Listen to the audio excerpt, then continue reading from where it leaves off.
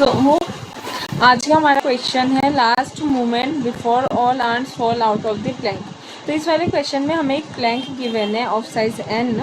ठीक है, और क्या है, कुछ आंट्स गिवन है जो लेफ्ट और राइट डायरेक्शन में मूव कर रही है। राइट डायरेक्शन में इस डायरेक्शन में मूव कर रही है, वो है राइट वाली, और लेफ्ट डायरेक्शन में मूव कर रहे हैं कुछ आंट्स, ये है ये, और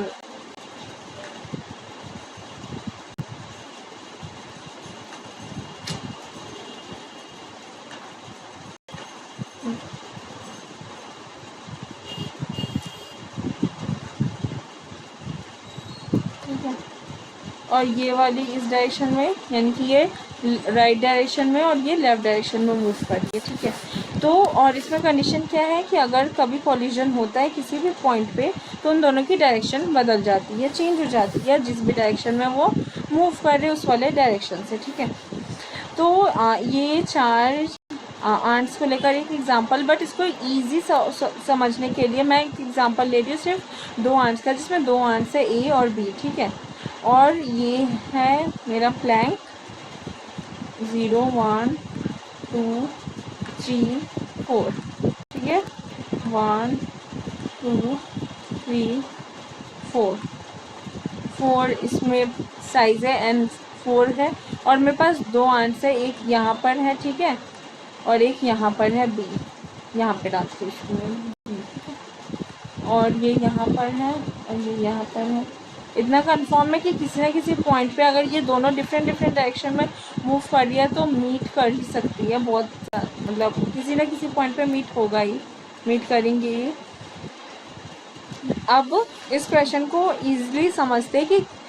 एक यूनिट टाइम के बाद क्या होगा अगर मैं अब मुझे क्या, मेरा टास्क क्या है कि ए जब बाहर होगा, बी जब बाहर होगा, वो वाला मैक्सिमम टाइम निकालना है जब ए और बी दोनों बाहर होंगे, जिस पॉइंट पे ये दोनों बाहर होंगे वो वाला टाइम निकालना है, ठीक है। तो अब मैं, ठीक है, तो एक यूनिट टाइम के बाद क्या होगा, ए यहाँ पर होगा मेरा, ठीक है, और बी मेरा यहाँ पर होगा, और यूनिट 2 पे क्या होगा, से 2 यूनिट के बाद ये दोनों कोलाइड कर चुके होंगे, इस वाले पॉइंट पे कर चुके होंगे, और ये दोनों दूसरे डायरेक्शन में मूव कर चुके होंगे। तो क्या होगा इस वाले दूसरे सिनेरियो में, मतलब 2 यूनिट्स के बाद की कंडीशन क्या होगी, उन लोगों की पोजीशन चेंज हो चुकी होगी, यहाँ पर होगा, एक ही जगह पे होगा, ए अपनी जगह पे होगा बट इसका डायरेक्शन ये होगा,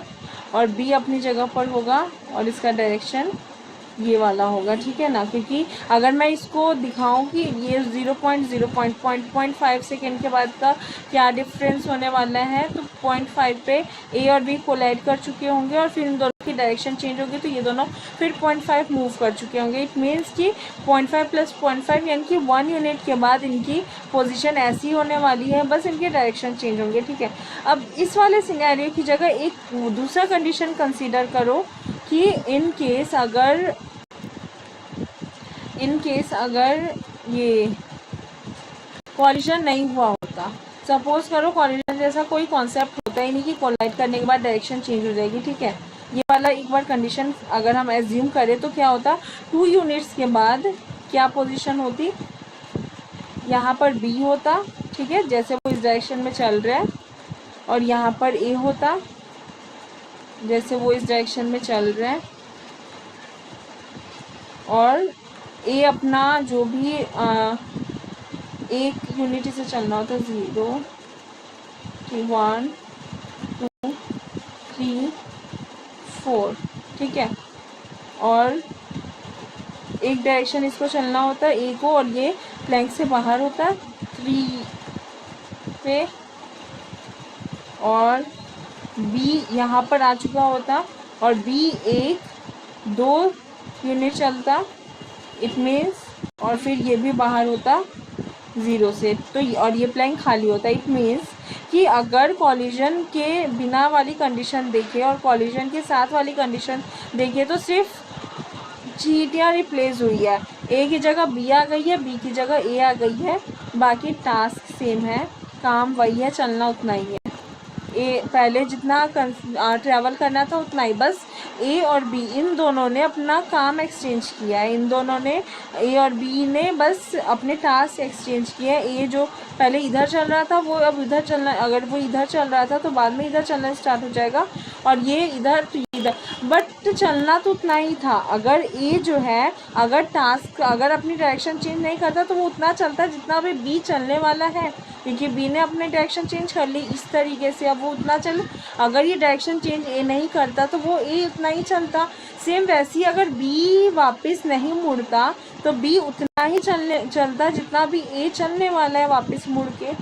तो इस पूरे सिचुएशन से क्या एनालाइज होता है कि अगर ए और बी पे अगर कोई भी चींटियाँ टकराती है किसी भी पॉइंट पे, तो वो दोनों सिर्फ अपना डायरेक्शन बदलती है, बस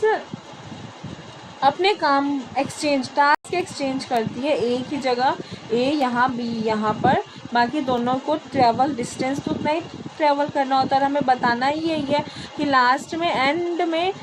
ऐसा किस टाइम पे सारी चींटियाँ प्लैंक से बाहर होंगी। तो फिर इस वाली कंडीशन में हम ये कह सकते हैं कि जब भी दो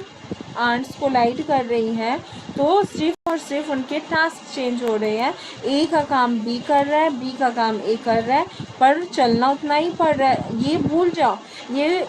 भूल जाओ कि इन सभी चींटियों का कुछ नाम है, ठीक है, ABCD नाम है, ये सब भूल जाओ, इसे ज़ीरो कर दो कि सारी चींटियाँ कांस्टेंट है। ए मतलब कांस्टेंट नहीं है, सारी चींटियाँ सेम है, सभी का नाम ए है। इसको इस तरीके से समझो कि अगर मेरे पास एक चींटी होती यहाँ पर ए, एक चींटी यहाँ पर होती ए, सेम है दोनों की दोनों चींटियाँ, और अगर दोनों के बीच में कॉलिजन हुआ और दोनों ने इस साइड और इस साइड मूव करना स्टार्ट कर दिया डिफरेंट डायरेक्शन में, तो फिर अभी यहाँ पर ए है, यहाँ पर ए है, ठीक है, दोनों चींटियाँ तो सेम ही, और अब इसको इतना ट्रैवल और इसको इतना डिस्टेंस ट्रैवल करना है, तो पहले भी तो इसको इतना ही करना था। अगर इस चींटी ने, इस वाली ए ने सपोज़ करो यहाँ से शुरू किया मैं, ठीक है, सपोज़ करो इस वाली ए ने यहाँ से शुरू किया था, ठीक है, और कोलिजन के बाद, ठीक है, अब यहाँ पे कोलाइड हुआ तो अभी भी तो उसको उतना ही चलना ही है। अगर वो इस पॉइंट पे कोलिजन हुआ है तो इस पॉइंट से लेकर इस पॉइंट पे अब ये वाली चलने वाली, और ये वाली आंट ने अगर यहाँ से यहाँ तक का डिस्टेंस ट्रेवल किया था, जब यहाँ पे कोलिजन हुआ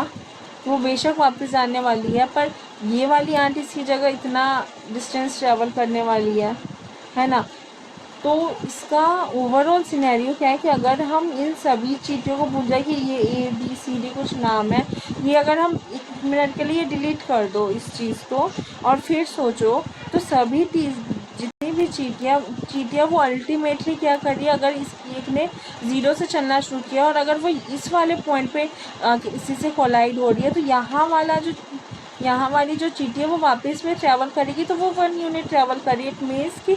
ए वाली चींटी का काम, यहाँ पे जो चींटी थी उस वाली का काम, आधा काम ये वाली चींटी कंप्लीट कर दी, और जो जिस चींटी से ये टकराई है उसका आधा, क्योंकि वो तो यहाँ पे तो उसको भी ये वाला पॉइंट ट्रैवल करना है, तो उसका काम ये वाली चींटी कंप्लीट कर दी है। इट मीन्स कि सिर्फ और सिर्फ टास्क एक्सचेंज हो रहे हैं। अगर दो चींटियाँ कोलाइड कर रही हैं तो वो आपस में अपना टास्क एक्सचेंज कर रहे हैं, बाकी कॉलिजन, बाकी काम वही हो रहा है, चलना उतना ही है। तो हमें ये प्रॉब्लम काफ़ी सिंपल है इस तरीके से कि हमें सिर्फ ये इसका कोड लिखना है कि ए को यहाँ से बाहर निकलने में, बी को यहाँ से बाहर निकलने में, सी को यहाँ से बाहर निकलने में और डी को सीधा ऐसे बाहर निकलने में कितना टाइम लगने वाला है, ठीक है। तो अगर मैं देखूँ तो जो चीज़, तो फिर इस चीज़ के लिए अब मैं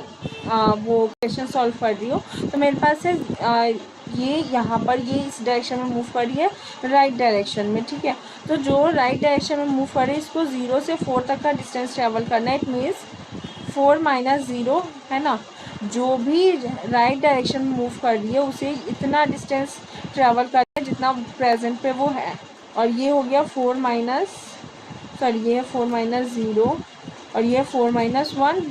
और ये वाली किसके लिए कंडीशन है, ये है राइट के लिए कि जो राइट पे उसे ऐसे मूव करना है, और जो लेफ़्ट डायरेक्शन में जा रही है इट मीन्स कि वो ऐसे जा रही है तो उसको तो इनिशियल 0 पे पहुंचना है। तो ये वाला